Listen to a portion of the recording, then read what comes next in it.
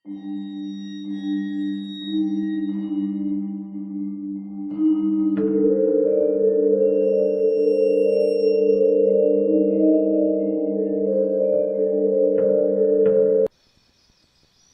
කාලයේ දැඩි අවුරශ්මිය මැකී යමින් තිබුණත් වලව්වේ ස්තෝප්වේ පැතිරිලා තිබුණේ දැඩි නොසන්සුන්කාරී වාතාවරණයක්. කළුවර ලීයෙන් නිමා කරපු විශාල හාන්සිපුටුවේ වාඩි වෙලා හිටපු ආරච්චි මහත්තයාගේ මූණේ තිබුණේ කිසිවෙකුට කියවා ගන්නට බැරි බරපතල පෙනුමක්. ඔහු ඉදිරිපිට දඬු කඳේ ගසා තිබුණු සේතන් අප්පු දූවිල්ලෙන් සහ දහඩියෙන් වැසී ගිය තමන්ගේ මූණ බිමට හරවගෙන එකි බිඳිමින් හිටියා. අනේ ආරච්චි මහත්තයෝ මං මිනී මැරුවේ නෑ. බුදුහාමුදුරුවන් පල්ලා. මං සෝමදාස කොළුවට අතක්වත් තිබ්බේ නෑ මහත්තයෝ. සේතන් අප්පුගේ හඬ වේවුලමින් පිට වුණා. ඔහු වටා රැස්ව සිටි ගම්මුන්ගේ මූණුවල තිබුණේ පිළිකුලක් සහ කේන්තියක්. මේ අතර සිටි ගම් මුලාදෑනි තැන ඉදිරියට පැනලා සේතන්ගේ උරහිසෙන් තදින් අල්ලලා හොලවන්නට වුණා. වහපිය කට. තෝ මිනී මරලා දැන් මෙතන රඟපානවද? ආරච්චි මහත්තයා ඉස්සරහා බොරු කියන්න එපායකෝ. තොගේ තුවක්කුවෙන් නෙවෙයිද එහෙනම් අර කොළු වගේ පපුව පසාරු වෙලා ගියේ? මුලාදෑනිගේ හඬ ගිගුම් දුන්නා. ඔහු ආරච්චි දිහාවට හැරිලා කරුණු පැහැදිලි කරන්නට වුණා. මෙහෙමයි ආරච්චි මහත්තයෝ. මේ සේතන් ගොයියා එදා උදේ කැලේට රිංගනවා දැකපු උන් මේ ගමේ ඕනෑ තරම් ඉන්නවා. ඒ විතරක් නෙවෙයි. වෙඩි සද්දය ඇහුණට පස්සේ බය වෙලා කැලේ ඇතුළේ ඉඳන් එළියට දුවගෙන එනවා. මේ සුමනා දැකලා තියෙනවා. සුමනා කියන්නේ බොරු කියන එකියක් නෙවෙයිනේ මහත්තයෝ. සෝමදාස කොළුවා මල කඳක් වෙලා වැටිලා ඉඳද්දි සේතන් විතරයි ඒ අහල පහල හිටියේ. මේ සාක්කි මදිද මූව පෝරකේට යවන්න. වටවී සිටි පිරිස එක හඬින් එය අනුමත කරමින් කෑ ගහන්න පටන් ගත්තා. ඔව් මහත්තයෝ මූව පොලිසියට දෙන්න ඕනේ. අපේ ගමේ එකෙක්ව මරපු මූව නිදහස් කරන්න එපා. ඒ විදිහට විවිධ හඬවල් පිරිස අතරින් මතුවුණා. සෝමදාස කියන්නේ ගමේ හිටපු අහිංසකෙක්. වැඩප්පලක් කරගෙන තමන්ගේ පාඩුවේ හිටපු තරුණයෙක්. මීට සතියකට කලින් කැලේ මැදදී ඔහු වෙඩි තබා මරා දමා තිබියදී හමු වුණා. ගමේ තුවක්කුවක් තිබුණේ සේතන් අප්පුට විතරයි. ඔහු දඩයම් කර ජීවත් වෙච්ච කෙනෙක්. මේ නිසාම හැමෝගෙම සැකය එල්ල වුණේ සේතන්ට. ආරච්චි මහත්තයා තමන් වාඩි වෙලා හිටපු අසුනින් නැගිට්ටා. ඔහු සේතන් අප්පු ළඟට ගිහිල්ලා ඔහුගේ දෑස් දිහා කෙලින් බැලුවා. සේතන්ගේ ඇස්වල තිබුණේ සාපරාදී බවක් නෙවෙයි, අන්ත අසරණකමක්. සේතන් අප්පු, උඹ මේ මිනී මැරුම කෙරුවද නැද්ද? මට ඇත්ත කියාපන්. ආරච්චි එහෙම අහනකොට මුළු සභාවම නිහඬ වුණා. ආරච්චිගේ හඬේ තිබුණු අමුතුම සංසුන් බව ගම්මුන්ව පුදුමයට පත් කරා. සාමාන්‍යයෙන් මේ වගේ අපරාධයකදී ආරච්චි ඊටාම සැරපරුෂ තීරණ ගන්නා කෙනෙක්. සේතන් අප්පු බිම වැටිලා ආරච්චිගේ දෙපා අල්ලලා වැඳ වැටුණා. බුදු ආරච්චි මහත්තයෝ, මම පව්කාරයා තමා. සතා සීපාව මරලා බඩ වියත රැක ගන්න එක තමා. ඒත් මහත්තයෝ, මට මිනිස්සෙකුට ගිනි පිබින්න තියා ගලකින්වත් ගහන්න හිත දෙන්නේ නෑ. මං සෝමදාසව දැක්කේ වෙඩි සද්දේ ඇහිලා දුවගෙන එද්දි. ඌ පණ ඇදෑද හිටියා. මං බය වුණා. ඒකයි මං දිව්වේ. මං අහිංසකයි ආන්දුරුවනේ. බොල සේතන්, ඔබ කියන්නේ මුලා දෑනි තැන නැවතත් කෑ ගසන්නට වුණා. මේ තමුන්ද ආරච්චි මමද ආරච්චි. ආරච්චි මහත්තයා මුලා දෑනි දිහාවට හැරිලා ඒ විදියට ඇහුවා. මුලා දෑනි වහාම නිහඬ වුණා. ආරච්චි මහත්තයා පිරිස දිහා බලලා ගැඹුරු හුස්මක් ගත්තා. සේතන් අප්පු, උඹව අපි දවසක්ම දඬු කඳේ ගැහුවා. උඹ ඒත් කියන්නේ උඹ වැරදි නෑ කියලා. මං මේ ගැන හොඳට කල්පනා කළා. මගේ තීරණය මම දැන් දෙනවා. ආරච්චි මහත්තයාගේ ඒ කතාවට පිරිස හුස්ම පවා නොගෙන බලාගෙන හිටියා. සේතන්ව අදම පොලිසියට බාර දේවි කියලා හැමෝම අපේක්ෂා කළා. මගේ තීරණය අනුව සේතන් අප්පුව මේ චෝදනාවෙන් මං නිදහස් කරනවා. මුළු වත්ත පුරාම මීයට පිම්බ වගේ නිහඬතාවයක් පැතිරිලා ගියා. ඇතමෙක් එකිනෙකාගේ මූණු බලාගත්තේ විශ්වාස කරන්න බැරි හින්දායි. මුලා දෑනි තැනගේ මූණ කළු වුණා. ආරච්චි මහත්තයා තමන්ගේ ආසනෙන් නැගිටලා වලව්ව ඇතුළට යන්නට හැරුණා. නමුත් ගම්මුන් අතරින් නොසන්සුන්තාවයක් මතුවෙන්නට වුණා. ඇතමෙක් මුමුණන්නට වුණා. ආරච්චි මහත්තයා වලව්වේ උළු අස්ස ගාව නතර වෙලා නැවත වරක් හැරිලා බැලුවා. ඔහුගේ දැස් ගිනි බෝල වගේ රතු වෙලා තිබුණා. මේ වසමේ ආරච්චි මම. උඹලා ඒක මතක තියාගනිව්. මගේ අනින් තමා සේතන් අප්පු නිදහස් වෙන්නේ. මින් පස්සේ උන්දට කිසිම අකටයුතුකමක් වෙන්න බෑ. මේක මගේ අණ. මුලා දෑනි තැනට ඇහුණ ඇතිනේ. සේතන් උඹ දැන් ඵලයන්. ඔය පව්කාර රස්සාව නවත්තලා ඇඟ මහන්සි වෙලා වැඩක් පලක් කරපන්. උඹට කවුරු හරි කරදර කරනවා නම් මට දන්නපන්.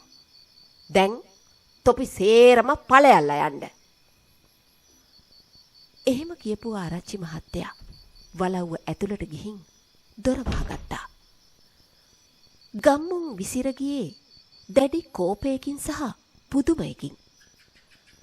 ආරච්චි මහත්තයා වගේ සාධාරණ කෙනෙක් මේ විදිහට මිනි මරුවෙක් නිදහස් කරේ ඇයිද කියන එක කාටවත් වටහා ගන්න බැරි වුණා. ගමේ හැම තැනම කතා බහ වෙන්න උනේ ආරච්චි මහත්තයාට මොලේ අමාරුවක් හැදිලා ඇති බව හෝ සේතන්ගෙන් අල්ලසක් ලැබී ඇති බවටයි. නමුත් කිසිවෙකුත් නොදන්න රහසක් ආරච්චි මහත්තයාගේ හදවතේ තැම්පත් වෙලා තිබුණා. ඒ රහස ගම්මුන් දන්නවනම් ඕන් බයේ වෙවුලන්නට ඉඩ තිබුණා.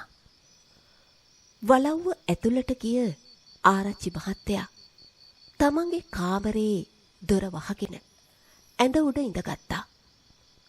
ඔහුගේ දෑත් වෙවුලන්නට වුණා. සේතන්ව නිදහස් කළේ ඔහු වැරදිකරු නොවන නිසාම පමණක් නෙවෙයි. සේතන්ව වැරදිකරු කළා නම් හෙට උදේ වන විට තමාගෙම මිනිය වලව්ව මැද තිබෙන බව ආරච්චි හොඳින්ම දැන සිටියා.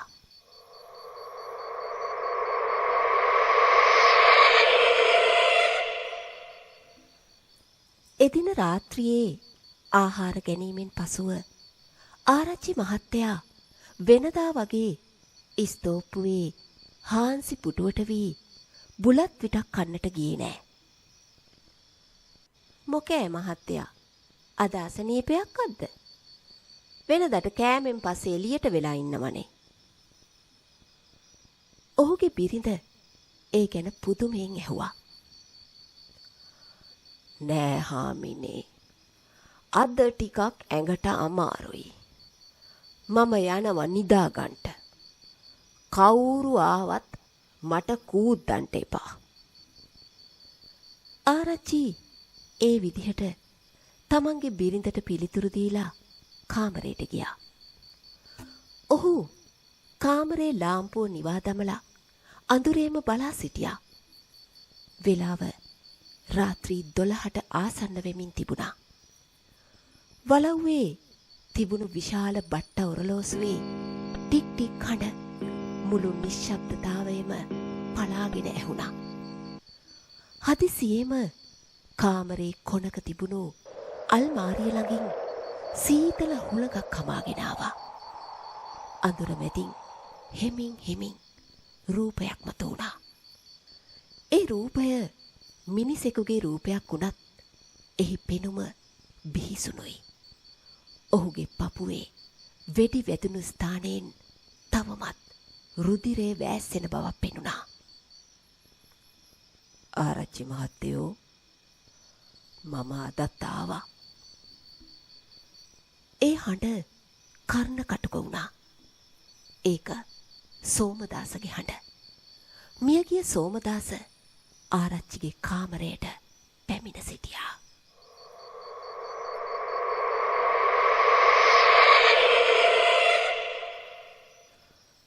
ආරච්චි මහත්තයා බයෙන් ගල් ගැහිලා හිටියත් ඔහු තමන්ගේ හඬ පාලනය කරගත්තා.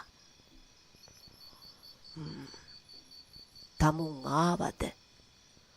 මොකද්ද දැන් තමුන් කියන්න හදන්නේ? මම තමුන් කියාපු විදිහට අර අහිංසක සේතන්ව නිදහස් කරා. මොකද ඊයේ තිබ්බ බය අද අඩු වෙලා වගේ. මළගිය සෝමදාසගේ රූපය ආරච්චි දිහාට තව ටිකක් සමීප වුණා. බය අඩු වෙලා නෙවෙයි සෝමදාස. තමුන්ට තියෙන බයට වඩා තමුන් මේ ඇති කරපු පුරස්නේ මගේ ඔළුවට පුදුම විදිහට වද දෙනවා. මං මිනි මරුවෙක් නිදහස් කොලා කියලා මුළු ගමම මට විරුද්ධ වෙලා. මහා ඒජන්තවරයා දැනගත්තොත් මගේ තනතුරත් අහවරයි. ආරච්චි කිව්වේ වේදනාවෙන්. සෝමදාස ඒකට අඳුරු හිනාවක් පෑවා. මම මොන ප්‍රශ්නේද ඇති කරේ ආරච්චි මහත්තයාට? මං උදව්වක් කරේ. අහිංසකෙක් කෙල්ලලා මරණ එක මං නැවැත්තුවා. සේතන් අප්පු කියන්නේ මාව මරපු මිනිහන් නෙවෙයි. ඒක ආරච්චි මහත්තයා දැන් දන්නව නේද? හරි මනුස්සයෝ, දැන් තමුන් කියනවද කවුද ඇත්තම මිනි මරුවා කියලා? ආරච්චි මහත්තයා ඇහුවේ ආයාචනාත්මකව. ආරච්චි මහත්තයාම ඒක හොයාගන්නව නම් හොඳයි. හැබැයි මං එකක් කියන්නම්. මාව මරපු මිනිහව මම දන්නවා. මට පුළුවන් ඌව මරලා මගේ පලිය ගන්න. ඒත් ඌට මරණයට වඩා ලොකු දඬුවමක් දෙන්න මට ඕන. අන්න ඒකයි මං මේ තමුන් ළඟට එන්නේ. සෝමදාස ඒ විදිහට කියන ගමන් ආරච්චිගේ මූණට තව ටිකක් ලං වුණා. සෝමදාසගෙන් මිනි කුණු විච්ච සැර ගඳක් වහණේ වෙන්නට පටන් ගත්තා. ආරච්චිට ඒක දරා ගන්නට බැරි තරම්. ආරච්චි මහත්තයාගේ ඇඟ හීතල වෙලා ගිහින් දාඩිය දැම්මා. සෝමදාස එකවරම ආරච්චිගේ බෙල්ලෙන් තදින් අල්ලගත්තා. නෝකී ආරච්චියෝ, උඹේ ඔය ගෙම්බර දාපන් ගමේ පණ පිටින් ඉන්න උන්ට. මට තෝ නිකම්ම මනුස්ස පරාණයක් විතරයි. මාව කේන්ති ගැස්සුවොත් තුගේ බෙල්ල කඩලා ලේබනවා. දැනගනින්. සෝමදාස තර්ජනය කරා. මම කොහොමද මිනි මරුවා හොයන්නේ සෝමදාස?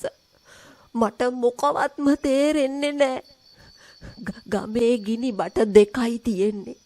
එකක් සේතන්ගේ. අනිත් එක මගේ වලව්වේ තියෙන එක. මගේ එක කාමරේමයි තිබුණේ. සේතන් නෙවෙයි නම් වෙන කවුද? ආරච්චි මහත්තයා වේවුල එහෙම ඇහුවා. සෝමදාස බියකරු හිනාවක් පෑවා. කල්පනා කරපන් ආරච්චියෝ. උඹට ගමේ මිනිස්සු පාගගෙන ඉන්න මොලේ තියෙනවා නම් මේක හොයාගන්න බැරි වෙන්න විදියක් නැහැ. හොඳට මතක් කරලා බලපන්. එදා වෙඩි සද්දය ඇහෙනකොට උඹ කොහෙද හිටියේ? උඹේ තුවක්කුව කොහෙද තිබුණේ? එහෙම කියලා සෝමදාස එකවරම අතුරුදහන් වුණා.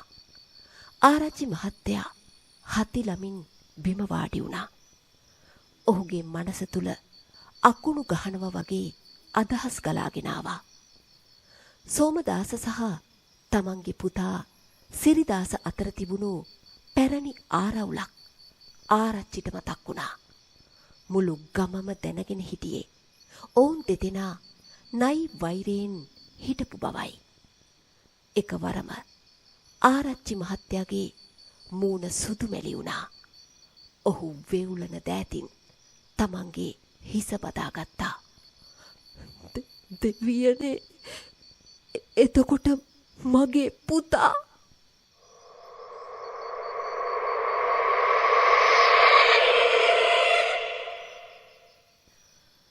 කාමරේ පැතිරිලා තිබුණු මළගිය සෝමදාසගේ ඒ බිහිසුණු රුව අතුරුදහන් වුණත් ඔහු ඉදිරි කරලා ගියපු සැකය ආරච්චි මහත්තයාගේ මුළු හදවතම ගිනියම් කරන්නට වුණා. ජනේලෙන් පිටත රාත්‍රී කුරුල්ලෙකුගේ මූසල හඬ ඇසෙද්දී ආරච්චි තමන්ගේ ඇඳ උඩ ඉඳගෙන කල්පනා කරන්නට වුණා. ඔහුට සිහිපත් වුණේ මීට සතියකට පෙර සෝමදාස මිය ගිය ඒ අභාග්‍ය සම්පන්න දවසයි. එදා ආරච්චි මහත්තයා උදෑසනින්ම වලව්වෙන් පිටත්ව ගියේ කච්චේරියේ වැදගත් රාජකාරියකට. ඔහු තමන්ගේ තුවක්කුව සුපුරුදු පරිදි කාමරේ අල්මාරිය අසල තියලා ගියා. එදින සවස් කාලයේ ඔහු ආපසු එන විට මුළු ගමම කලබල වී තිබුණා. සෝමදාසගේ මලසිරුර කැලේ තිබිලා හමු වෙලා තිබුණා. මගේ තුවක්කුව මං ආපු ගමන් ඒක බැලුවා. ඒක තිබුණු තැනමයි තිබුණේ. ආරච්චි තමන්ටම ඒ විදිහට මුමුණ ගත්තා. නමුත් සෝමදාස පැවසූ දේ බොරුවක් වෙන්නට බෑ. මළගිය ප්‍රාණියෙකුට බොරු කියන්නට අවශ්‍යතාවයක් නෑ. ආරච්චි හෙමින් සැරේ අසුනින් නැගිටලා තමන්ගේ අල්මාරිය අසලට ගියා. ඔහු සංගවා තිබුණු තුවක්කුව අතට ගත්තා. ඒක ඉතා පිරිසිදුව තිබුණා. නමුත් ඔහු එහි කට අසල නාසය තබා බැලුවා. දින 7ක් ගත වී තිබුණත් ඉතා සියුම් වෙඩි බෙහෙත් ගඳක් තවමත් එහි රැඳී තිබෙන බවක් ඔහුට දැනුණා. සාමාන්‍යයෙන් තුවක්කුවක් පාවිච්චි නොකරනකොට එහි තිබෙන්නේ තෙල් ගඳක් විතරයි. දෙවියනේ සිරිදාස. ආරච්චිගේ මුවින් සිය පුතාගේ නම පිට වුණා.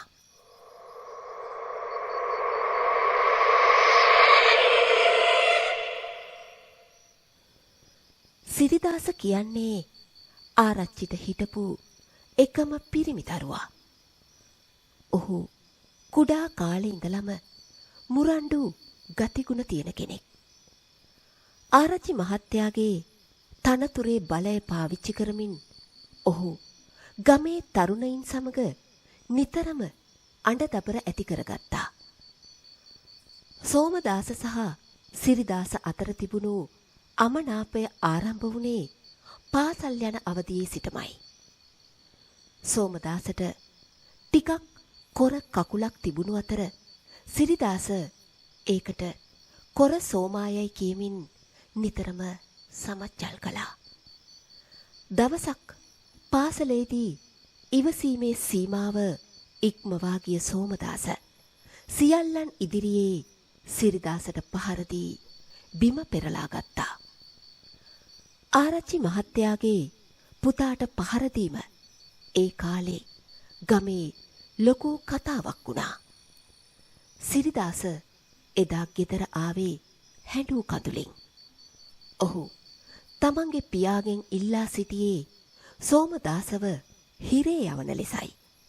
නමුත් යුක්තිගරුක වූ ආරච්චි මහත්තයා කලේ සිරිදාසටම බැනවැදී පාසලේ ප්‍රශ්නවලට මැදිහත් වීමට තමන්ට නොහැකි බව පැවසීමයි.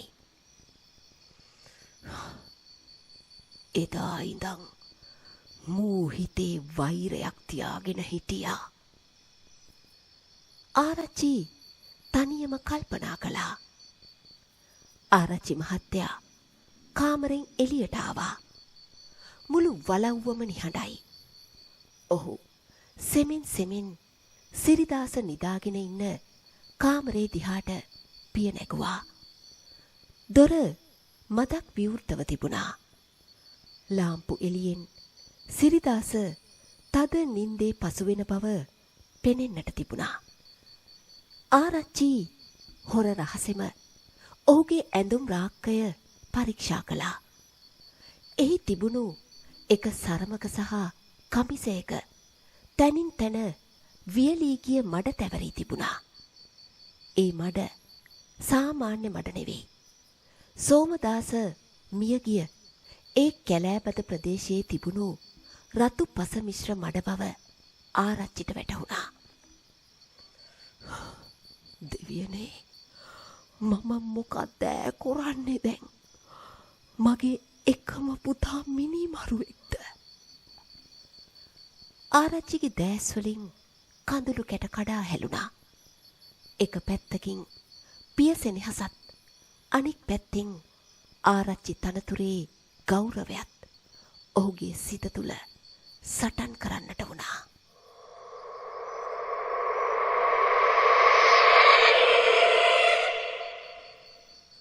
පහෝදා උදෑසන උදා වුණා. ගම පුරාම කසුකුසුවක් පැතිර තිබුණා.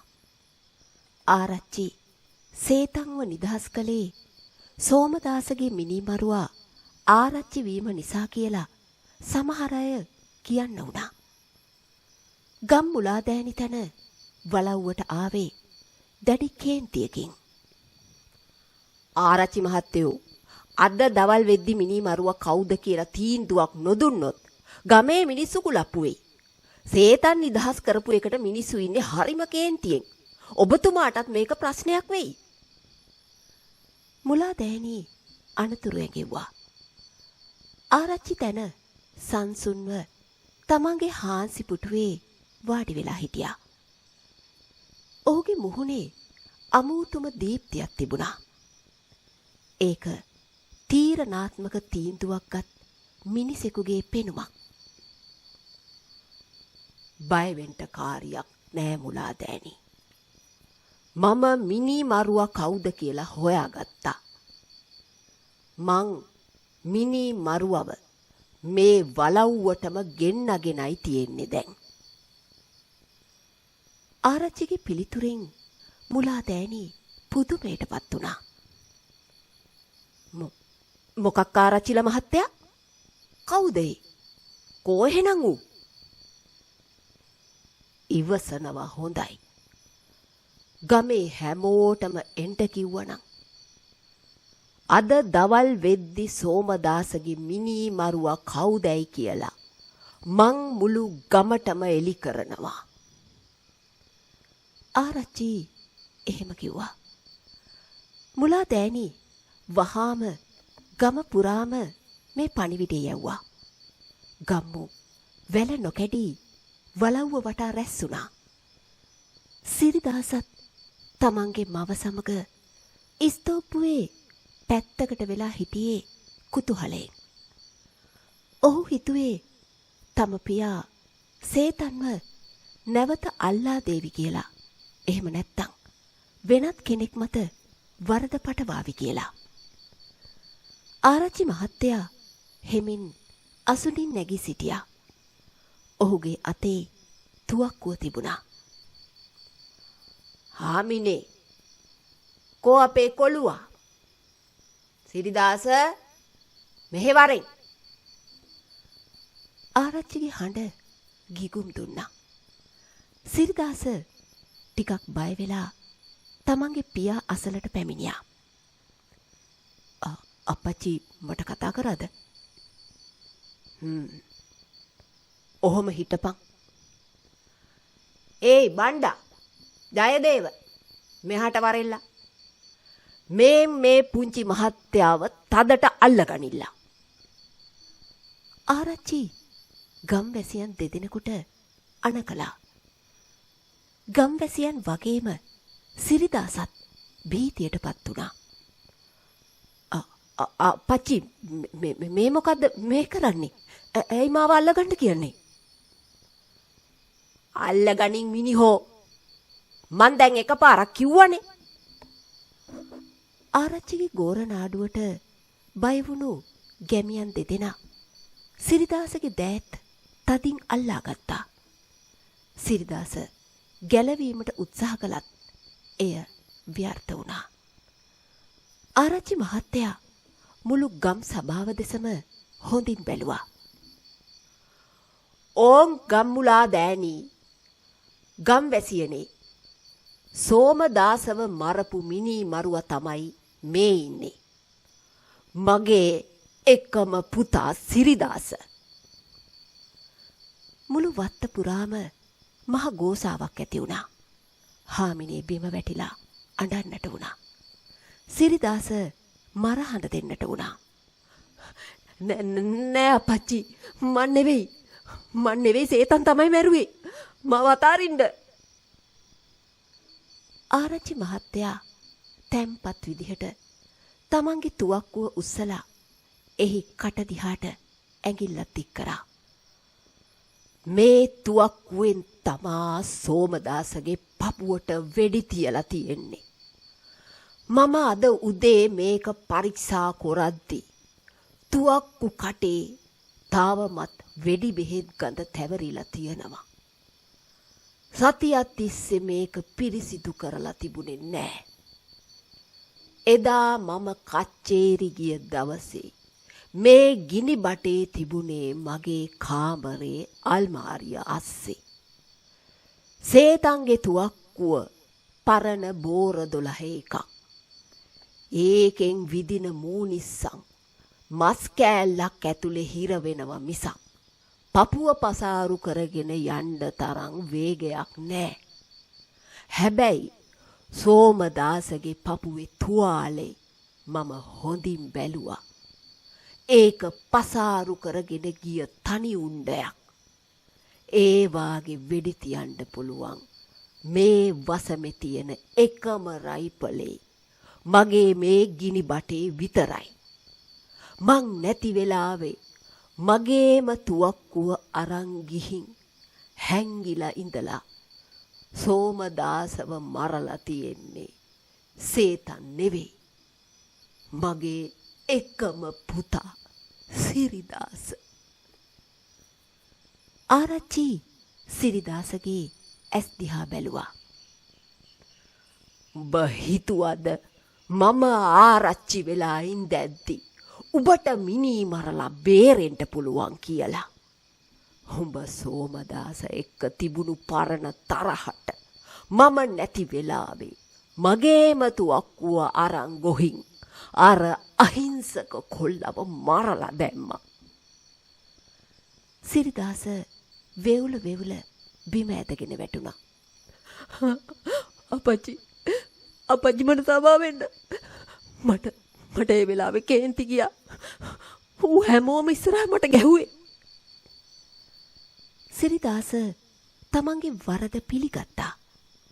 ගම්මු තුෂ්ණිම් භූත වෙලා බලාගෙන හිටියා.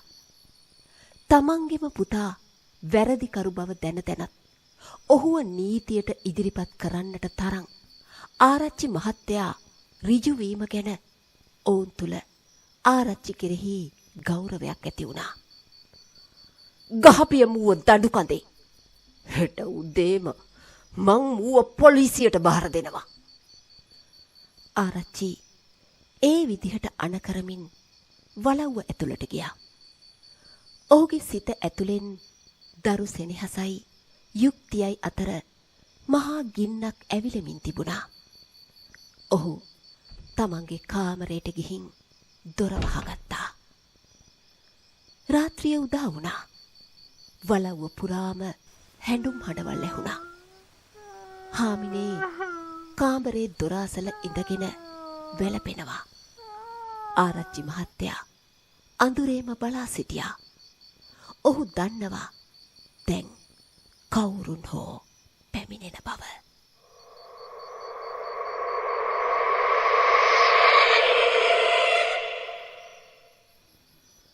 වලව්ව පුරාම පැතිරිලා තිබ්බේ මල ගෙදරක සිරිගත් නිහඬියාවක්. හාමිනේගේ ඉකිබිඳුම් හඬ පවා දැන් ක්‍රමයෙන් වියකී ගිහින් සිරිදාසව වත්තේ කොනක ඇති දඬු කඳේ ගසා ඇති අතර ගම්මුන් දෙදෙනෙක් ඔහුට මුරට සිටිනවා. මුළු ගමම තාමත් සිටින්නේ මහා කම්පණයකයි. තමන්ගෙම ලේන් උපන් පුත්‍රයාව මිනී මැරුම් චෝදනාවට හසු කර දීමට තරම් හයියක් ආරච්චි මහත්තයාට තිබීම ගැන ඇතැම් අය පැසසූ අතර තවත් පිරිසක් එය දෛවයේ කුරිරු සරතමක් ලෙස සැලකුවා. ආරච්චි මහත්තයා තමන්ගේ කාමරේ ජනේලෙ ළඟට වෙලා ඈත කැලෑ රොද දිහා බලාගෙන හිටියා. හඳ එළියෙන් නැහැවී ගිය ඒ පරිසරය අද ඔහුට පෙනුනේ මළගියවුන්ගේ රාජධානියක් වගේ. බට්ට ඔරලෝසුවේ 12 කනිසම වදින්න පටන් ගත්තා. ඒ හඬත් සමගම කාමරේ කෙළවරක අඳුරු සෙවණැල්ලක් නැවතත් මතු වුණා. සෝමදාස පැමිණ තිබුණා. නමුත් අද ඔහුගේ පෙනුම පෙර දින දෙකටම වඩා වෙනස්. ඔහුගේ පපුවේ තිබුණු බිහිසුණු තුවාලය දැන් ඒ තරම් රුධිරයෙන් වැහි නැහැ. ඔහුගේ මුහුණේ තිබුණු ඒ ක්‍රෝධය වෙනුවට අද තිබුණේ සංසුන් පෙනුමක්.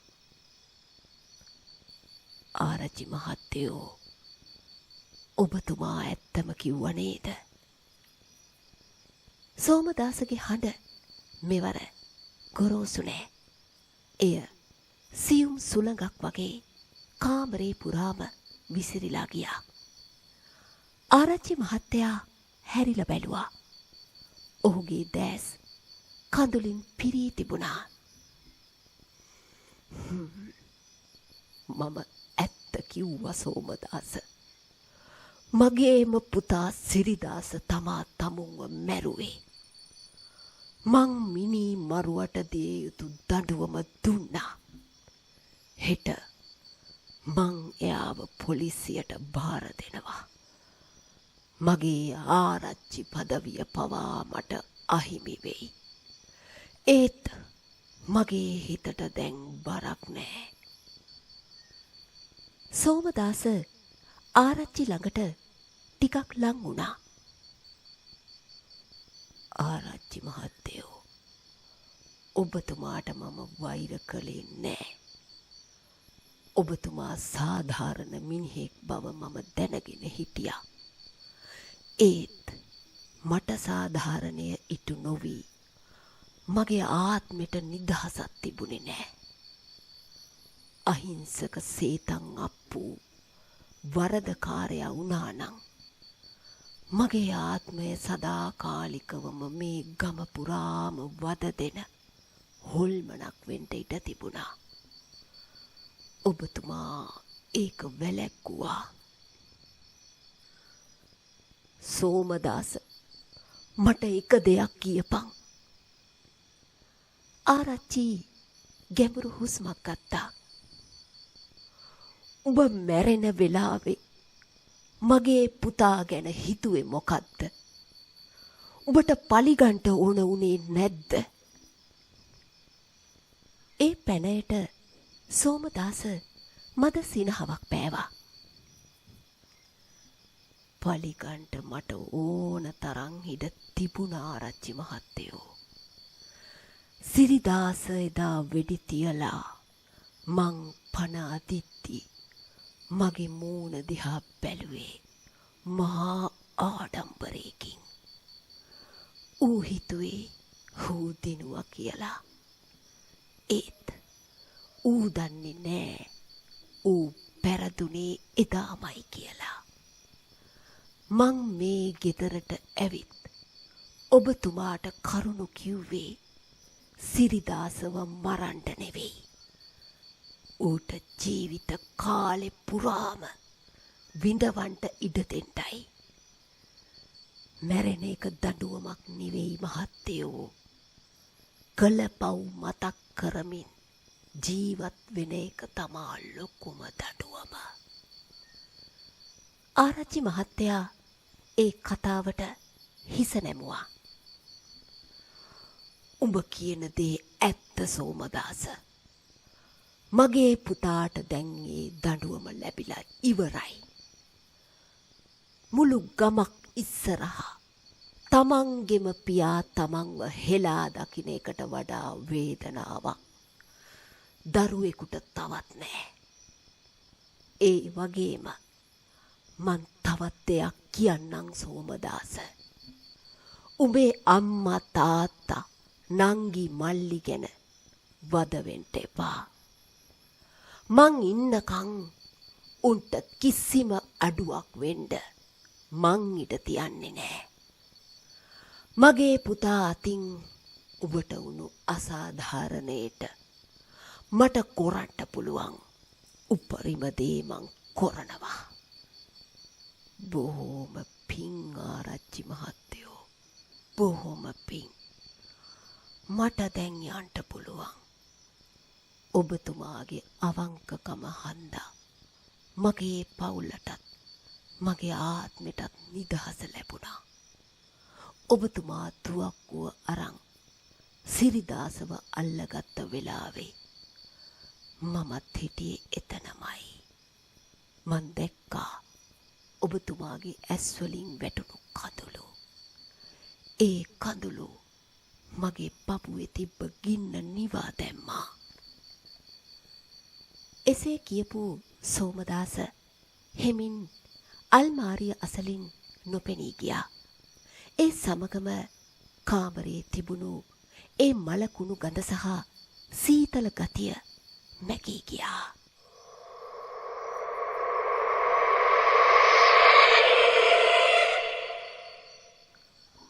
පහුවදා උදෑසන ඉර පායද්දී ආරච්චි මහත්තයා තමන්ගේ නිල ඇඳුමත් ඇඳගෙන එළියට ආවා. ඔහු කෙලින්ම ගියේ දඬු කඳ අසලට. සිරිදාස වෙහෙසට පත්ව හඬා වැළපී දූවිල්ලෙන් වැසී ගොස් සිටියා. සිරිදාස, උඹ කරේ මහා පාප කර්මයක්. මේ වසමේ මිනිස්සු මාව දේවත්වයෙන් සැලකුවා. ඒත් උඹ ඒ හැම දේම කෙලෙසුවා. මං උඹේ තාත්තා තමයි. ඒත් මං මේ වසමේ ආරච්චි. මගේ අනට යටත් නොවෙන ඕනම කෙනෙකුට දඬුවම් දිය යුතුයි. ඒක උඹ වුණත් එහෙමමයි. ආරච්චි ඒ විදිහට කිව්වා. පොලිසියේ බක්කි කරත්තය වලව්ව අසලට ආවා. ගම්මු නිහඬව බලාගෙන ඉද්දී ආරච්චි මහත්තයා තමන්ගේ අතින්ම සිරිදාසව පොලිසියට බාර දුන්නා. සිරිදාසව අරගෙන යද්දී හාමිනේ මරලා තෝනි දුන්නා. නමුත් ආරච්චි නොසැලී සිටියා. ඒත් ඔහුගේ දෑස්වල දරු දුක වෙනුවෙන් උපන් කඳුළු කැට දෙකක් නලියමින් තිබුණා.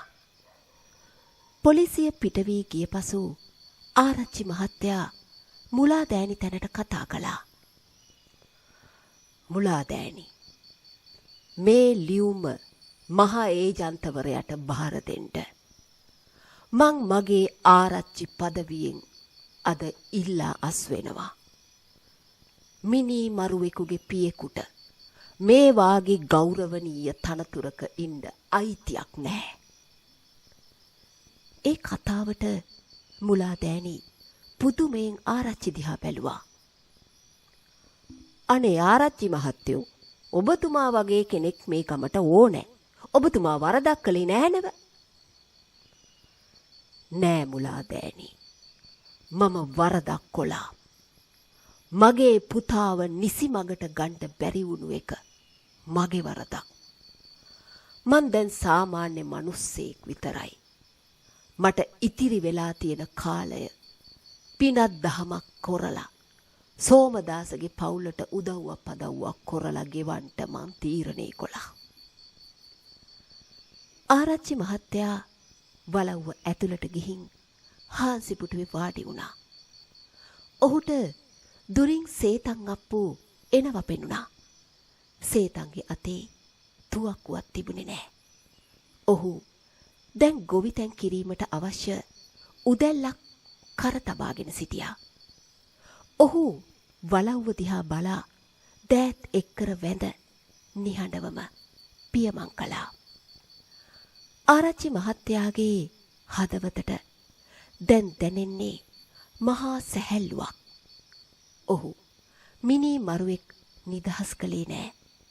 ඔහු යුක්තිය ඉටු කළා.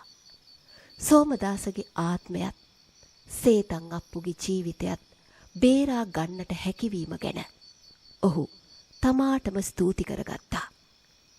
වලව්ව වටා ඇති ගස්වලින් මල් සුවඳ හමා එද්දී ආරච්චි මහත්තයා සුවනින්දකට වැටුණා. එය සතියකට පසු ඔහුලත් පළමු නිදහස් නින්දයි.